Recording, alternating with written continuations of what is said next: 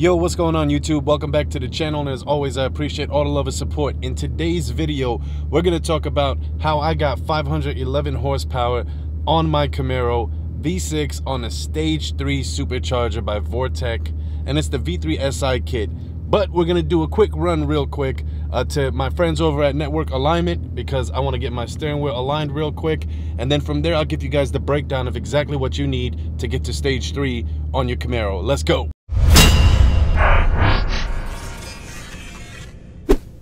I'm over here at Network Alignment on Bethany Home and 67th Avenue. There's a bunch of nice cars out here too. We got the WRX, we got the Corvette hanging out right over here. That Mustang that's way down there in that corner, that thing is insane. That dude had a lot of parts that he had installed in there. And then of course you got Primetime inside. You got that sick yellow truck right there too. That's pretty dope.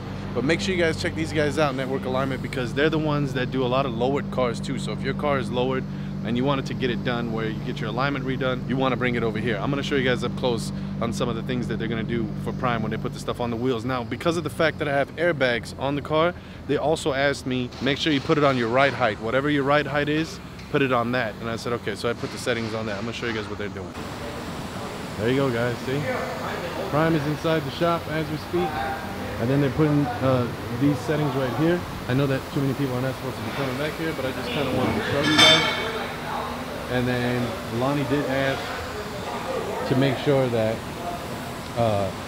he said, put it on your ride height so that way when I line it up for you, it's going to be on like what you normally drive. I said, okay, cool. Sounds like a plan to me. There it is from the front. You guys, this Mustang too, really nice dude. Shout out to Throttle Wheels also, they got those throttles in there.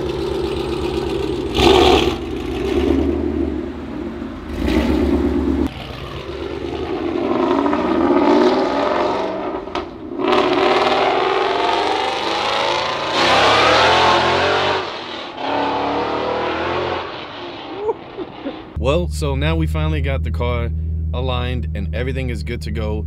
No more of my steering wheel to the left, which, to be honest with you, it felt so weird because I've been driving around for like, I don't know, like 6 to 8 months like that, and I kind of got used to it where the car was pulling to the left. So I'm very glad that I finally got it.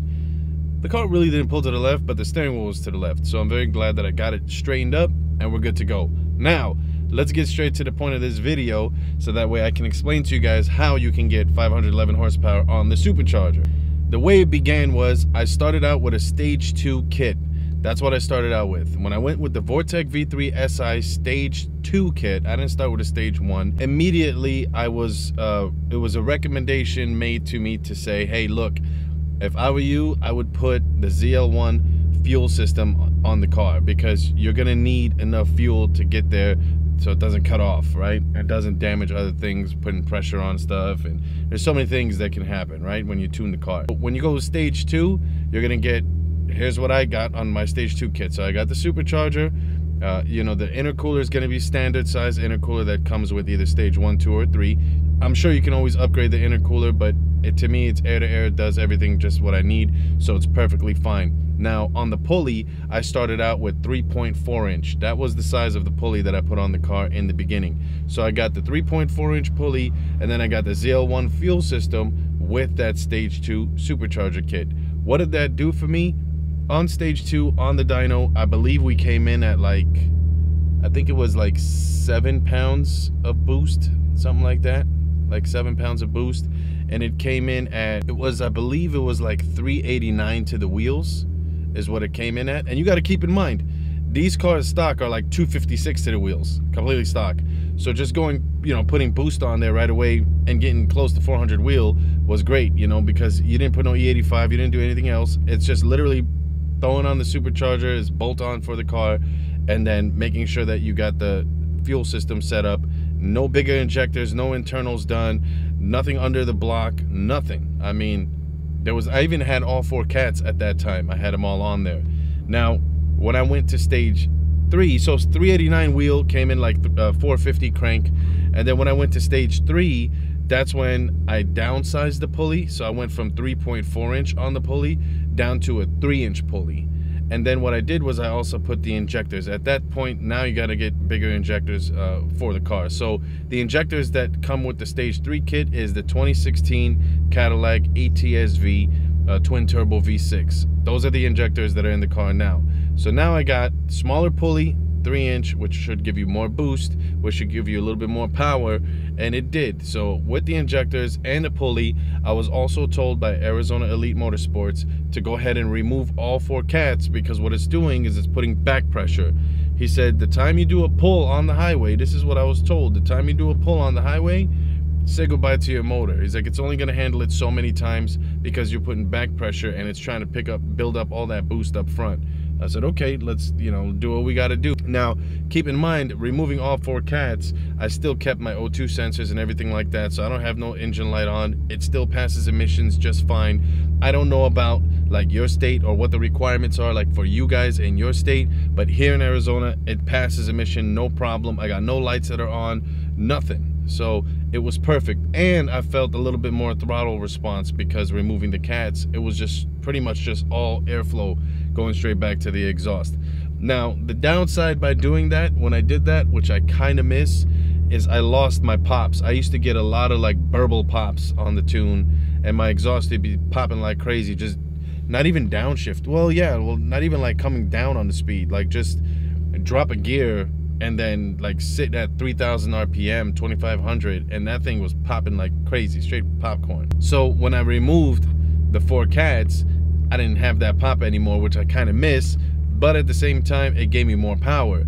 So now when I did the Stage 3 kit, that's when it came in at 511 horsepower on 13 pounds of boost. So I almost doubled my boost by downsizing the pulley from a 3.4 inch to a 3-inch pulley, and then putting the bigger injectors, removing all 4 cats, and then on the exhaust, I also had, at that time, I had a deleted resonator.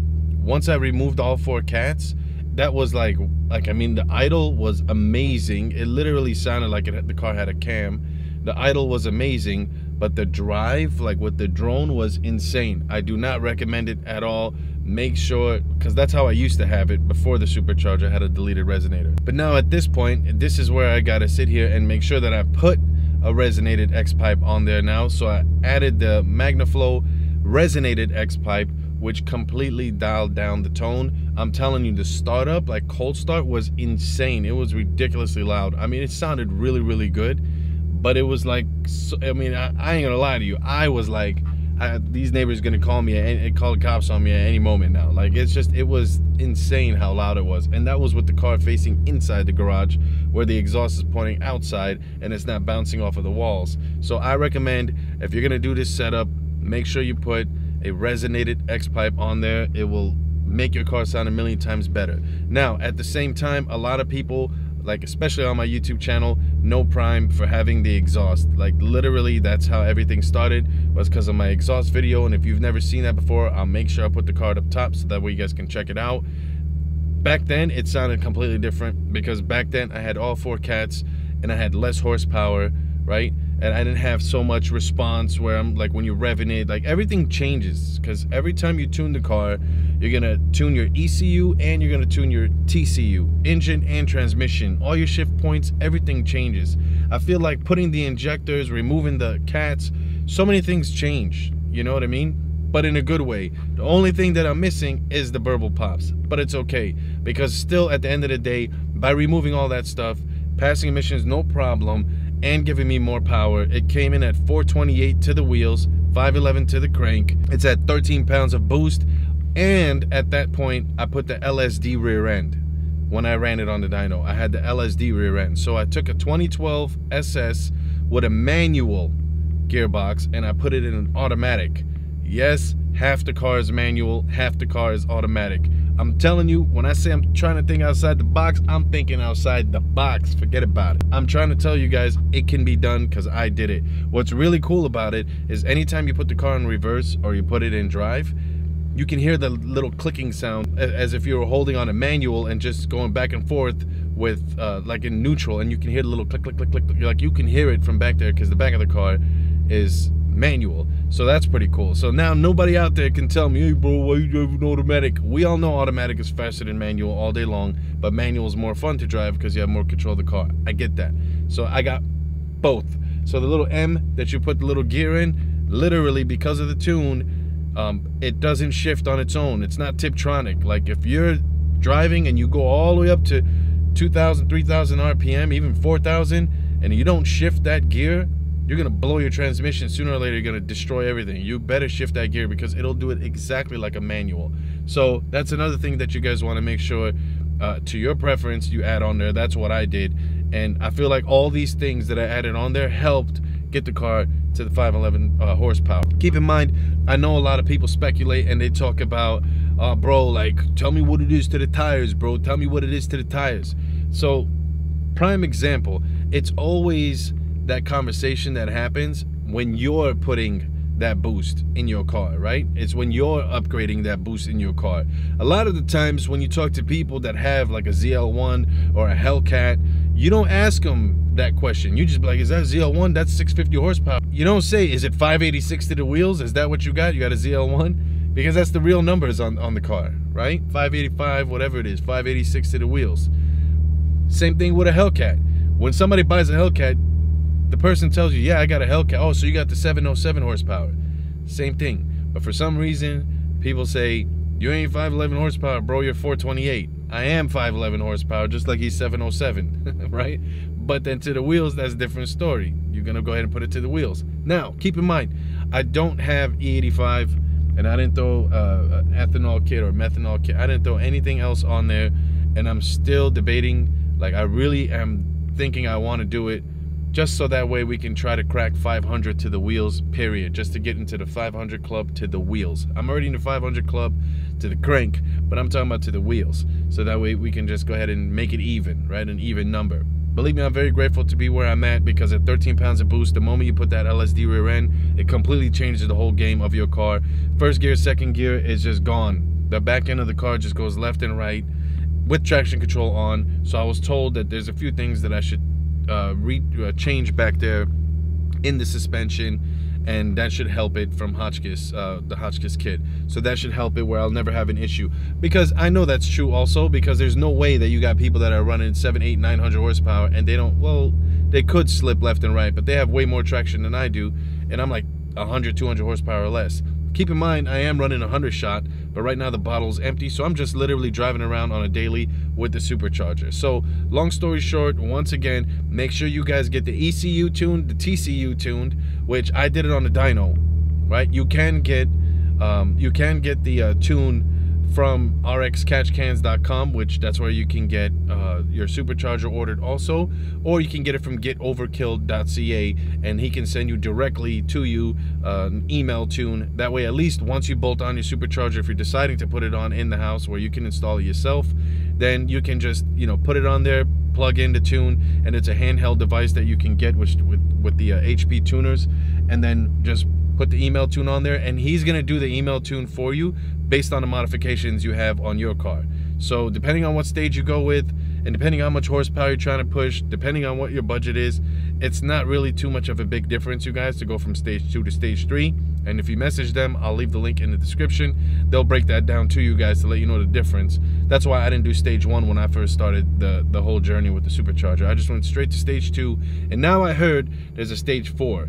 So go figure. I know there's a V6 Camaro out there that I believe he's already cracked 700 wheel. I believe he's getting closer to 750 wheel, and then there's another one I think is 800. They're running 10 seconds quarter mile at Camaro Fest. So I think that's pretty cool that you can do that, but keep in mind those guys are gutting everything inside the car also. They're literally taking everything out. I still got all my seats, I got a sound system, I got the airbags. Every part that's on the car originally is still on the car and some. So I'm not going to be tracking it like that, but at the same time, if you guys are trying to push some crazy numbers, you can do that. Nowadays, things are like sky's the limit. You can make anything happen. So either way, hopefully this video helped you guys out. I know this is long overdue. Quite a few people have asked, tell me exactly what you did to get it where it's at, and that's literally what I did. I went from stage 2 to stage 3 with those modifications, starting with stage 2, going into stage 3, but make sure most important out of everything is the tune. That is the most important thing. So I could have probably put a little bit more boost on there, but I'm not trying to get bragging numbers. I'm trying to drive it comfortably. Anytime you want to step on it, the car goes. And then at the same time, it sounds amazing with the supercharger and that blow-off valve. So just make sure you guys do it the way you guys want it done, not the way other people want it done, just so you can impress them, but then you say goodbye to your motor. Do it right, take your time, save your money, be humble, stay patient, and you'll get it all. So if it's your first time on the channel, be sure to hit that subscribe button. A thumbs up definitely helps out the channel. Leave me a comment down below what you guys think. Now that I've finally explained to you guys how you can get 511 horsepower out of your Camaro, especially in a V6, and that's with a supercharger on there, not even including a twin turbo. Twin turbo could be even more, to be honest with you, because now you got 2 of them joints on there. So either way, hopefully you guys enjoyed this video, man. Let me know down below what you guys thought, if you guys are going to be getting your supercharger on your car in the near future, and what your plans are. But in the meantime, between time, A Dilla, bow, prime time. You already know I'm in the car. See, we just chilling, you know, we just hanging out in the car like that. But I'll see you guys later on. Peace.